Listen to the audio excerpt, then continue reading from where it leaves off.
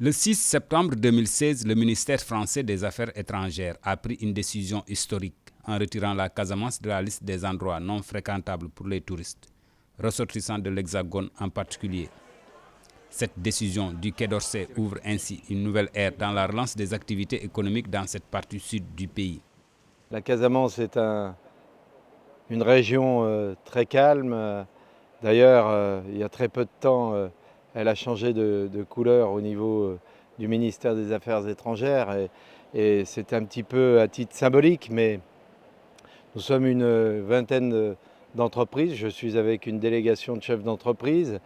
On est venu pour visiter un petit peu tout ce qui se passe, que ce soit au niveau touristique, au niveau écologique, au niveau économique. Les autorités sénégalaises ont énormément investi, pris conscience de tout ce qu'il fallait faire. Et en tout cas, nous, on est là pour montrer l'exemple. C'est dans ce contexte qu'il faut inscrire la visite de l'Association des conseillers français section Sénégal dans la région de Ziguinchor. La visite de la vingtaine de chefs d'entreprise peut être considérée comme économique. Une visite précédée par celle de l'ambassadeur de France. Notre nouvel ambassadeur de France depuis le mois de juin, M. Christophe Bigot, a réservé son premier déplacement en province au Sénégal pour la région de Casamance et qu'au retour de cette mission, il a proposé aux autorités sénégalaises, en accord et en partenariat avec les autorités sénégalaises, donc de lever les restrictions de circulation pour les touristes français qui existaient sur le site du ministère des Affaires étrangères. Donc ça, je pense que c'est une excellente nouvelle pour le Sénégal, pour la Casamance et pour le tourisme en Casamance. Dans leur agenda, la visite de quelques unités industrielles. C'est le cas de Icagel dans la commune de Ziguinchor, installée en 1991 par le promoteur Christian Langlois. Cette usine est spécialisée dans le secteur halieutique, avec comme produit la crevette. Le produit est livré à partir de camions dès la réception. Il suit plusieurs étapes. Nous allons en brousse chercher le produit auprès des marailleurs, avec nos camions frigorifiques. Arrivé ici, on débarque le produit, on le passe en salle pour faire le traitement. Où nous avons une section pour le triage, le pré-calibrage et une section pour le calibrage. Ensuite, après le calibrage, il y a la posée, il y a le trempage et la congélation en saumure, congélation rapide qui nous permet de gagner du temps et de la qualité en même temps. De quelques emplois créés au tout début, l'entreprise tourne aujourd'hui avec un effectif de 80 à 120 emplois. C'est une satisfaction morale. Parce que commencer avec 3 personnes dans une entreprise et rester aujourd'hui près de 200 personnes qui travaillent, je dis que c'est une satisfaction morale. Il nous a suivi tous les conseils pour permettre à rentabiliser cette usine, à créer beaucoup d'emplois. Les visiteurs du jour ont suivi tout le processus pour constater la chaîne de production de la crevette jusqu'à la conservation. Ici, toutes les mesures de sécurité, d'hygiène et sanitaire sont respectées. On est absolument étonné de ce que l'on a vu au niveau organisationnel, qualitatif, hygiène, sécurité. C'est vraiment une très belle petite unité. Ça contribue à l'économie locale et au rayonnement du produit sénégalais, puisque je crois avoir compris qu'il y a des accords de partenariat avec Auchan et quand on connaît l'impact de Auchan chez nous en Europe et en particulier en France, c'est vraiment une belle réalisation. Ensuite, la délégation des investisseurs français s'est rendue à Kafountine où existe une autre unité industrielle du même promoteur. Installée non loin du quai de pêche, la venue a été mise à profit pour visiter la plage avec l'activité économique.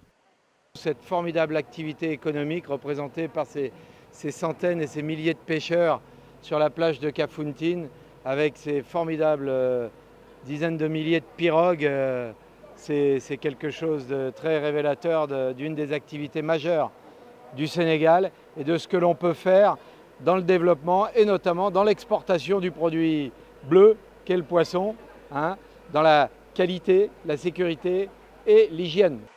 Les conseillers français ont voulu savoir un peu plus sur la chaîne de production des produits halieutiques comme la sole, la sèche, le poisson d'Afrique, qui sont transformés ici. Un véritable fleuron de l'activité économique. Cette diversification est majeure parce qu'en plus, c'est un apport à la balance commerciale pour tout ce qui est exportation. Et le Sénégal ne peut se développer que s'il exporte. Et toute agro-industrie ou agroalimentaire qui profite justement des richesses du Sénégal pour faire de l'exportation, c'est du développement. Et je pense qu'on doit marquer ça d'une étoile couleur or. Autre fleuron de l'économie, la Casamançaise, l'usine de production d'eau, commence à conquérir son territoire. Implantée sur une source d'eau au niveau du village de Bukot, non loin de Cap Skirring, ici 85% des emplois sont locaux. Tout est fait sur place, la chaîne de production suit plusieurs étapes. Une véritable unité industrielle en marche. L'initiative d'avoir créé la Casamançaise aujourd'hui, qui est une eau purement casamançaise, c'est que la zone du Cap Skirring, la zone de Bukot, est une zone qui est favorable parce que l'eau est filtrée par plusieurs couches de sable fin. Et ces 40 mètres de sable qui sont extrêmement fins nous donnent l'avantage d'avoir une eau qui a déjà un très bon goût, qui est légère et qui est appréciée de la population. Donc on a voulu mettre en valeur une entreprise purement locale, créer des emplois sur toute l'année, sur 12 mois, et en même temps apporter un produit casamancé, local, un produit de grande consommation. L'eau sort de terre, les bouteilles sont fabriquées ici, nous avons nos matières premières qui viennent d'un peu partout, de France ou d'ailleurs, et à partir de cette matière première, nous fabriquons nos propres bouteilles que nous allons étiqueter, remplir, bouchonner, y compris mettre les dates de péremption comme c'est obligatoire selon la loi, et évidemment les entreposer pour les expédier à nos clients qui, nous l'espérons, seront de plus en plus nombreux en Casamance et ailleurs.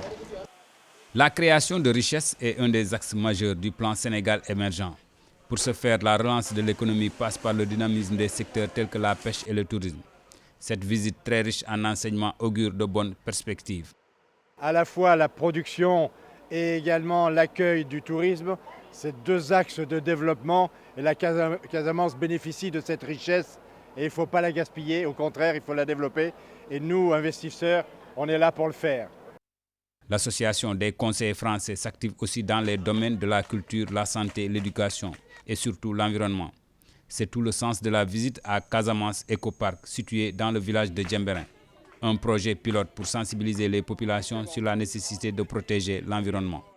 Nous commençons la sensibilisation par les jeunes. Et si on commence par les jeunes, dans l'avenir, ça serait une très bonne chose. Et depuis qu'on a commencé ce projet, c'était un peu difficile, mais grâce au partenariat de beaucoup de gens, comme Ecofond, comme FH, comme la population, vous avez vu, on est dans ce projet. Le projet, c'est quoi? C'est les arbres, c'est les oiseaux, c'est les insectes, c'est tout. Ici, grâce à Ecofond et surtout FH, dans le cadre de la responsabilité sociétale de l'entreprise, 32 hectares sont clôturés au grand bonheur des visiteurs. Une flore diversifiée qui va des espèces ligneuses aux plus grandes telles que le mirador des singes, le baobab, le fromager, entre autres. Des espèces d'oiseaux rares et qui se trouvent dans cet écosystème. Ceinturé entre les hôtels, les habitations du Cap Skirring, le village de Djembérin, les bolons du fleuve et la mer, cet espace a besoin d'être protégé pour ses générations futures. Dès lors, il y a lieu de les faire comprendre l'importance de la conservation de la nature. Ceux qui connaissent un petit peu FH, effectivement, c'est une de nos, d'un point fort aussi de notre activité, sans parler de travail, mais parler d'accompagnement. Cette forêt, je vais dire c'est la nôtre, oui, parce que je me sens impliqué dans cette forêt. Elle est à tout le monde. Mais pour qu'elle soit à tout le monde, il faut la protéger. Et grâce à Augustin et ses équipes, le fait d'avoir mis la clôture, ça donnait un exemple de dire attention, vous rentrez dans une zone protégée. Donc tout le monde s'est mis à respecter cette forêt. En visitant ce dernier sanctuaire de la faune et de la flore dans la zone, ces investisseurs français lancent ainsi un signal fort aux touristes, mais surtout à ceux qui veulent investir dans cette partie sud du pays. C'est un signal qui, j'espère, sera très fort pour relancer le tourisme. Et vous savez, tout le monde a besoin de relancer le tourisme. Mais c'est le tourisme d'une autre sorte. À quelques kilomètres d'ici, un quart d'heure de voiture, vous avez les grands hôtels ou tous ces hôtels-là. C'est bien, mais c'est mieux lorsque ces hôtels ont beaucoup de monde, que ça dure plusieurs mois dans la saison, et que, en liaison avec le parc, des touristes qui viennent du monde entier puissent venir découvrir ce parc. Ça aussi, ça coûte pas cher, c'est un message très fort. Une visite qui se termine sur une note humanitaire avec ce don de matériel didactique aux élèves du village. Des parents aux enfants, c'est une satisfaction morale qui est exprimée durant ce séjour en Casamance. Mêlant l'utile à l'agréable, Ils ont pu découvrir des coins paradisiaques. C'est un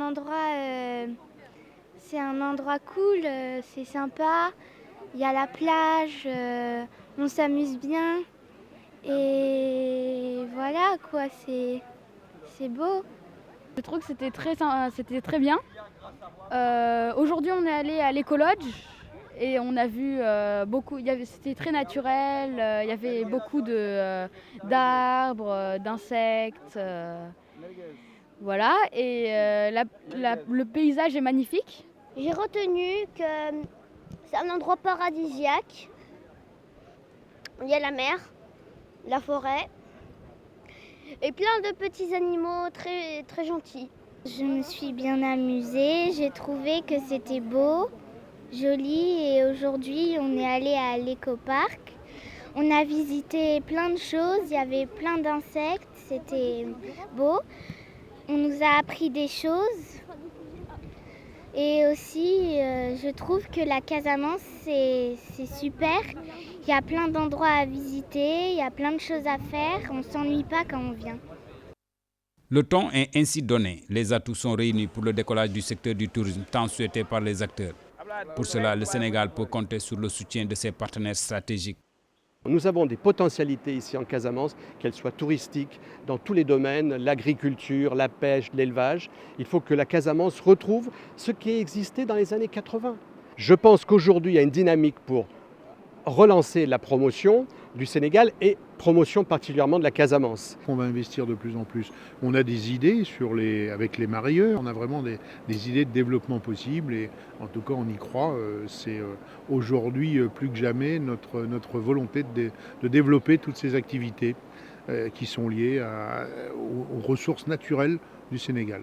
Dans la délégation, nous avions des gens de Rungis et comme vous le savez, Rungis, c'est la première plateforme européenne de négoce agroalimentaire et donc tout ça va faire son chemin et le label Casamance d'ailleurs pour la crevette va faire également son chemin puisque c'est une des crevettes les meilleures au monde. Il faut que tous ces acteurs-là se fédèrent, travaillent ensemble, apprennent à se connaître et à fédérer et à structurer cette filière. Et à partir de là, voilà, il faut être un petit peu imaginatif, il faut trouver un petit peu ce qui peut le mieux représenter la Casamance.